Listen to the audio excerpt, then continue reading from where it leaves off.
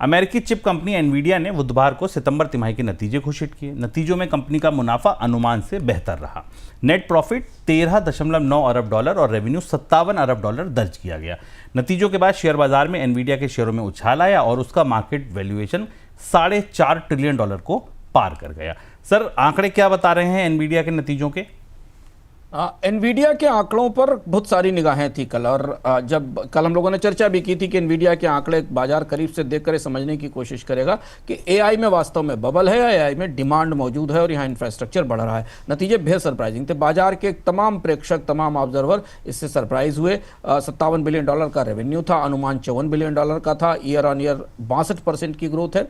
EPS अनुमान से ऊपर थी। जो मार्जिन है वो भी 74% का था। Q4 का जो गाइडेंस है वो $64 बिलियन के आसपास का है।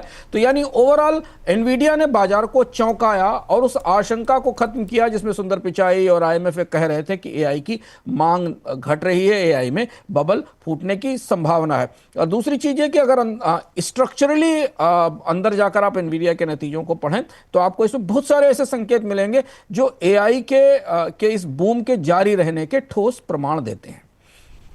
सर, दूसरा सवाल यह है कि अब अगर मान लीजिए कि एनवीडिया के ये नतीजे आए, जो आगे का आउटलुक है वो बेहतर है, वैल्यूएशन बेहतर होता जा रहा है, तो ये जो आशंकाएं खड़ी हो रही हैं एआई बबल को लेकर, क्या आपको लगता है उस पर कुछ रोक लगेगी या नहीं, वो जैसी हैं वैसी बनी रहेंगी?